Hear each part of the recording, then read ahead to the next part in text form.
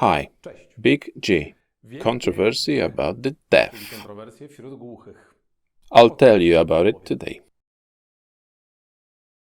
Capital G. It may sound ambiguous, but the size of letter G in the word głuchy, deaf, is a cause of quite a lot of conflicts and disputes.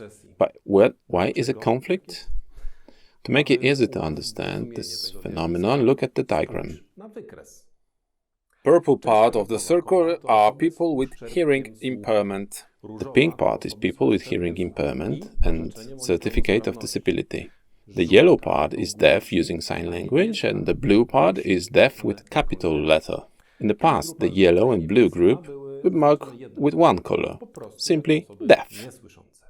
However, the deaf with the capital G are people who want to emphasize the difference, distinguish themselves, to make it clear that they are proud of their deafness. They present themselves as a group with their own language and culture. The term deaf indicates primarily a cultural affiliation and not a hearing impairment.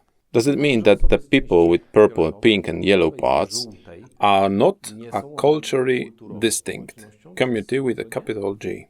They aren't. But it's not entirely a choice. In order to belong, certain criteria must be met. In this case, there are identification, participation in various activities, and the use of Polish Sign Language. What then affects the sense of belonging? One factor is a cause of hearing loss, which is whether someone was born with hearing loss or lost at some point of life.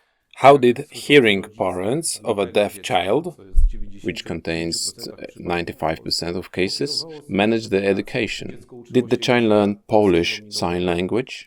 Does he have cochlear implant or hearing aid? What is the level of communication skills with hearing people? Hearing parents, deaf or hard-hearing children, make every effort to adjust the child to the world of hearing, often avoiding socialization with other deaf. The child has no chance to develop a sense of belonging in a group of the deaf with capital G. In turn, the deaf discriminate against people who do not use sign language, mix it with phonics, have an implant or hearing aid. There are no bad intentions here. Deaf with capital G, or at last a very majority of them, feel much more comfortable in their own company than in company of hearing people. But how did the need of separateness arise? Unfortunately, this is the result of bad decisions of hearing people. Until the mid-90s, only the oral method was used in Polish schools for deaf. In short, this method was designed to teach children with hearing impairments how to practice, control and improve their speech. This methodology for deaf children has been ineffective. Because sign language was forbidden at school, the children did it secretly or in private time. But remember that 95% are the deaf children of hearing parents. Example, those who do not know sign language, hence the feeling of exclusion of a deaf child was enormous. They could find understanding and interactions among people similar to them, that is, completely deaf. The developed Polish Sign Language is not a language that can be translated into Polish phonic language.